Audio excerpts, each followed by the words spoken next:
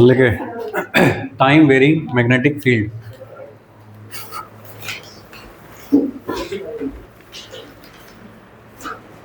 Time varying magnetic field,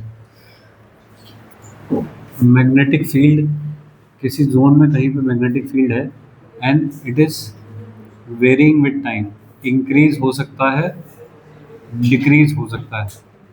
ऐसा इस तरह की कोई जगह सर्कुलर क्रॉस सेक्शन है रेडियस आर का, इसके अंदर मैग्नेटिक फील्ड है और वो टाइम वेरिंग मैग्नेटिक फील्ड मान लीजिए इस तरह है के इंटू टी, वेयर के इज ए कॉन्स्टेंट। ठीक है, थोड़ा ध्यान से समझना।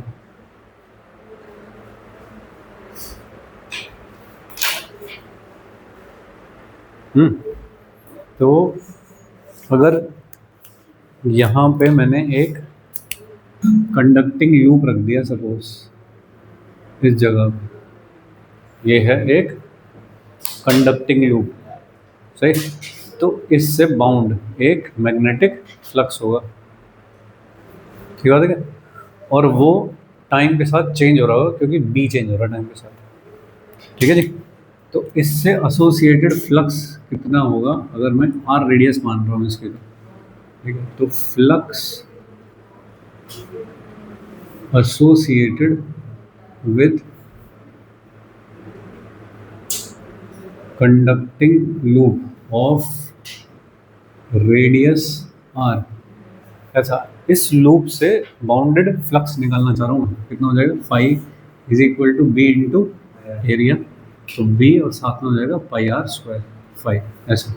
अब पाई आर स्क्वायर चेंज नहीं हो रहा, बी चेंज हो रहा है, तो rate of change of flux d phi by dt is equal to d by dt of b और pi r square। सही है क्या?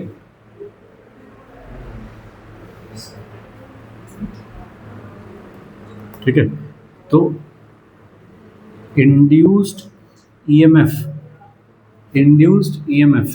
E is equal to d phi by dt, तो pi are square and D B by D T, सही है।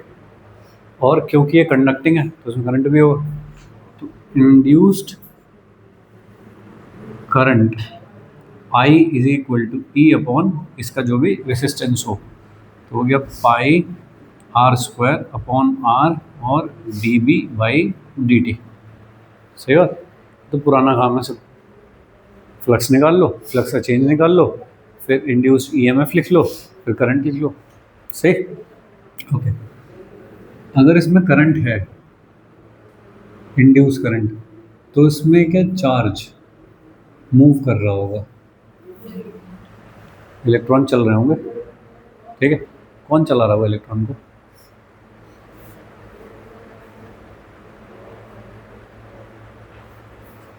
Force लगता है तो चलते हैं इलेक्ट्रॉन, तो कौन सा फोर्स?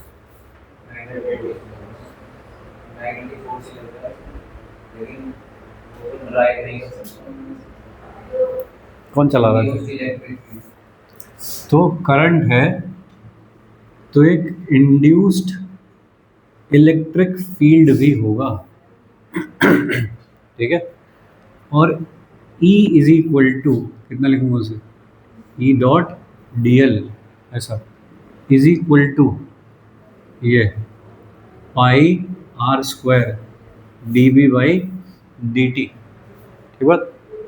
क्योंकि ये सारा लूप सिमेट्रिकल रखा है मैग्नेटिक फील्ड के रेस्पेक्ट में, तो क्या सब जगह पे जो फील्ड आना चाहिए वो सेम होना चाहिए। ई जो इंड्यूस फील्ड होना चाहिए पूरे में, दैट शुड बी सेम। चलो इट्स ओके। करंट किधर की तरफ होगा?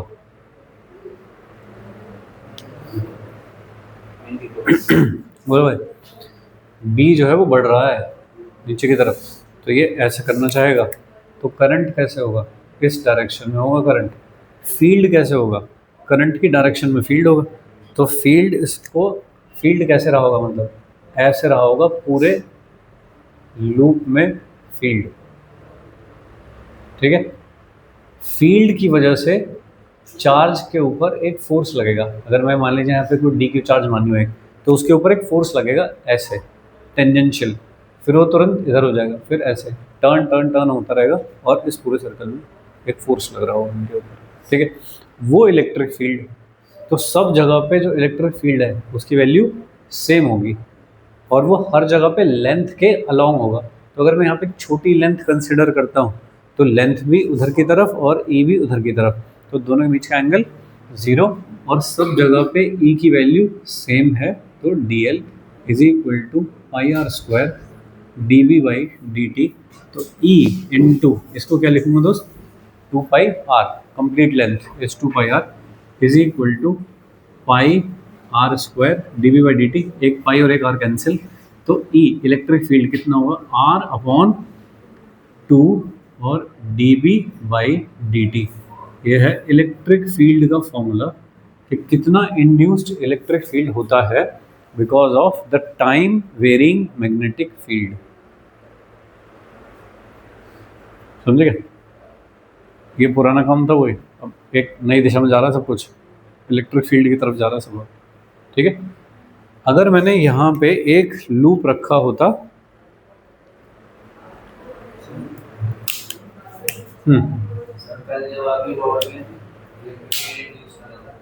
रॉड में इलेक्ट्रिक फील्ड,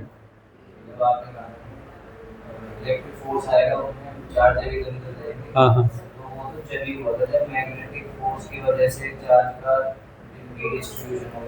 हाँ हाँ, ये पूरा अलग कॉन्सेप्ट है। ये है टाइम वेरिंग मैग्नेटिक फील्ड की वजह से इलेक्ट्रिक फील्ड आना, ये अलग चीज़ है, उससे कंपैरिजन नहीं है इसका। हाँ, बस मुझे भी इतना ही पता है कि टाइम वेरिंग मैग्नेटिक फील्ड की वजह से एक इलेक्ट्रिक फील्ड आता है। नहीं, सही में होता है, होता है, होता है, सही में होता है। अगले चैप्टर का बेसिस है ये, ठीक है। नेक्स्ट इलेक्ट्रोमैग्नेटिक वेव्स जब पढ़ोगे तब समझ में आएगा कि ऐसा सही में होता है, ठीक है। तो अभी बेसिक चल रहा है जस्ट उसका। यहीं से आगे लेकर के जाना है अगला चैप्टर इसी वाली लाइन से। अगर मैंने ये कैसे रखा है, मैंने आर लेस देन आर के लिए रखा है मैंने, सही। अगर इतना ही बड़ा लूप रखा होता मैंने, कैपिटल आर रेडियस का ही लूप रखा होता यहाँ पे पूरा एग्जैक्ट, तो क्या रहता, if loop of radius R is equal to R, तब क्या हो जाएगा दोस्त, is equal to R by 2 and D B by D T. यहाँ तक भी कोई दिक्कत नहीं है, ठीक है ये वाली चीज़ भी, ठीक है नहीं। आउटसाइड, बाहर देखना मुझको, तो ऐसे तो रहा होगा ये जोन, और लूप जो हमने रखा है वो रखा है यहाँ पे, बड़ी रेडियस का लूप रखा है। तो ये तो है कैपिटल आर, ये है स्मॉल आर इस बार, ठीक है।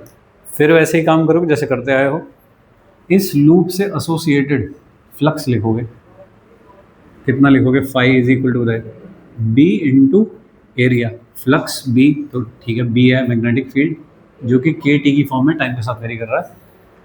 ए की जगह क्या लिखोगे,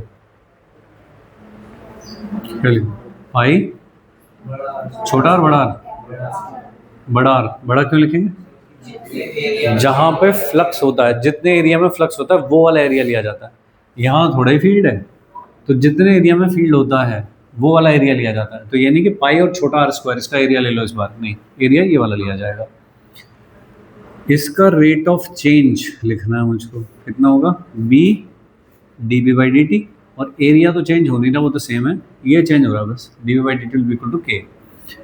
D phi by D t ही क्या होता है, ई एम एफ, और ई एम एफ को क्या लिखते हैं, integration E dot D L is equal to D B by D T और साथ में पाई आर स्क्वायर, ठीक है। तो इन सारे पॉइंट्स पे जो फील्ड होगा वो किस डायरेक्शन में होगा, ऐसे सब सेंटर से सिमेट्रिक लोकेशन पे, तो सब पे जो ई की वैल्यू होनी चाहिए वो सेम होनी चाहिए। तो तो ई को मैंने इंटीग्रेशन से बाहर ले लिया और dl, ठीक है जी, क्लोज पाथ है यार, भूल गया, क्लोज पाथ है भाई पूरा ये, क्योंकि कंडक्टिंग लूप है, ठीक है। ऐसा is equal to D B by D t into pi are square. E ये कितना हो जाएगा, 2 पाई, कौन सा वाला, छोटा वाला आर, क्योंकि इस वाले पाथ की लेंथ लिख रहे हो ना पूरी, रेड वाली पाथ लेंथ कितनी है, 2 pi r is equal to D B by D t into pi are square. तो ई कितना हो जाएगा, पाई कैंसिल हो गया, तो कितना हो गया, R square upon 2r and D B by D T. ऐसा ये कब के लिए है, when r is greater than r, ये एक फॉर्मूला हुआ। तो ये 3 जगह पे इंड्यूस्ड इलेक्ट्रिक फील्ड लिखने के फॉर्मूले हुए। एक जगह पे तो कैसा है, E is directly proportional to R, जब तक आप अंदर हो, और जब आप सरफेस पे होते हो तो ठीक है कैपिटल R, लेकिन जब बाहर होते हो तो कैसे फिर डिक्रीज होता जाता है, इलेक्ट्रिक फील्ड डिक्रीज हो रहा होगा, तो फिर फोर्स जो लग रहा है चार्ज कैरियर के ऊपर वो भी कम होता जा रहा होगा, वो कम होगा तो करंट भी कम होता जाएगा, सही बात। इस तरह से होता है इलेक्ट्रिक फील्ड इंड्यूस्ड, नोट करिए, induced electric field due to a time varying magnetic field.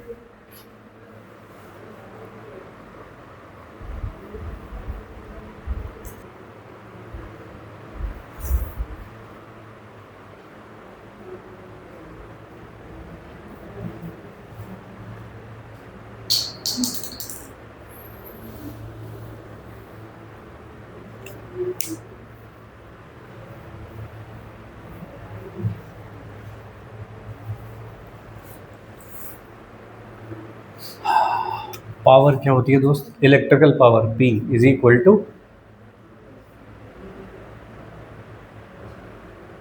क्या होती है,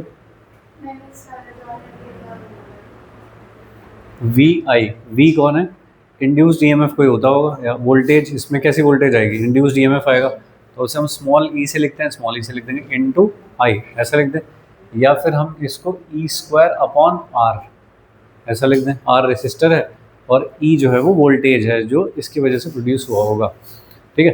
कितना वोल्टेज प्रोड्यूस हुआ होगा इसकी वजह से, E is equal to D phi by D T, और ये कितना होगा, D by D T B into area pi are square. अब पाई आर स्क्वायर तो बदल नहीं रहा, उसे तो बाहर निकाल दो, d B by D t, तो पाई आर स्क्वायर, और D B by D t कितना लिखोगे दोस्त, minus e to the power minus t, differentiation के बाद, ऐसा ई की वैल्यू है ये आ गई, पावर निकाल देता हूँ कितना हो गया, तो पाई स्क्वायर और E to the power minus 2t upon r is the power developed in the resistor.